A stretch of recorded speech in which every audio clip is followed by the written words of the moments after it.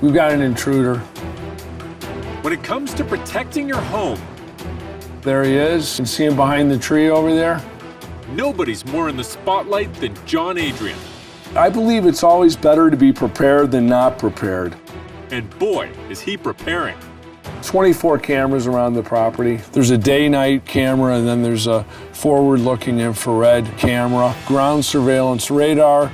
Tonight, he's putting an entire new network of home security devices to a crucial test.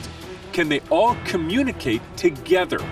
That's all connected into the networked.io server. We're interfacing technologies that haven't been interfaced before, and so you don't know what you're up against until you get in and start doing it. It seems like a great security system. I guess we'll find out. John is an inventor. He owns 10 patents with another handful pending. Most are security related. We're in the security business. We build safes, we build offensive devices. The only way to understand technologies and understand what you can do with them is you have to immerse yourself in those technologies. You have to work with them hands-on. You need to work with them in the field. John's home sits on a cliff on the edge of town. The terrain makes it tough to even reach the premises, and if you do make it inside, you'll find security measures galore. The bed bunker comes in 2 or more sections. Each section weighs 650 pounds. Makes it very difficult to remove from your home. These cushions act like a shield. Why? Who would want to wear a vest all the time? But very easily, with one of these cushions with the bulletproof material, it would protect your vitals. This is the Burglar Blaster Disintegrator, and it holds 8 cans of pepper spray fog, and it's not pleasurable. John's got a lot of devices, but nothing like the first line of defense he's setting up tonight. First, if you're going to stop intruders, you need to recognize if you have intruders. It all starts with the Spotter RF, cutting-edge new compact-sized radar.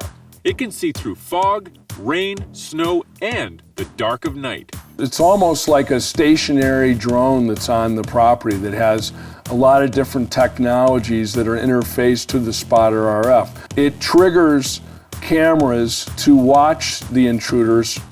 John built a special raised platform to house even more cameras, and the spotlight to follow the targets. The tower platform we constructed out of steel. It weighs about 2,000 pounds. The telescopic mast allows you to get a lot higher in the air and above trees and above the line of sight of the house. Tonight's test will be a complex challenge for John's system.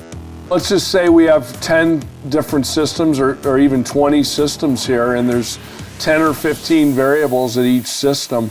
When you try to combine them all together, there's just a lot of unforeseen hurdles. To test it out, John's called in ex-military security specialists to try to infiltrate his technological fortress.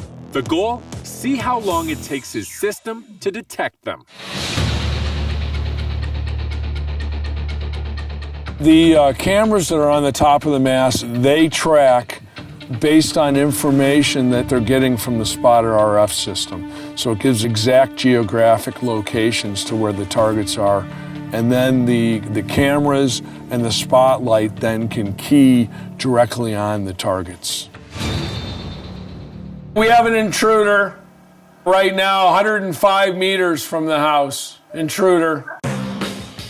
Yeah, the system's following them. So it tells me right here that I've got an intruder just with the information on the heading and how fast and from what direction. You can see we have 2 subjects. We have one that's lower, crawling, and then we have someone behind them right there.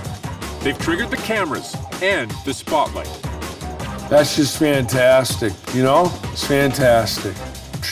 It went perfect. He didn't even get 1/4 the way on the property, immediately picked him up. I don't know of anywhere else in the world where all these technologies have been combined in one very effective system. It's pretty elaborate for home security, but John is dead set on keeping trouble out of his home, where even more drastic measures would be waiting. You don't want to get in any conflict. In a conflict, there's really 2 losers. One just loses more than the other.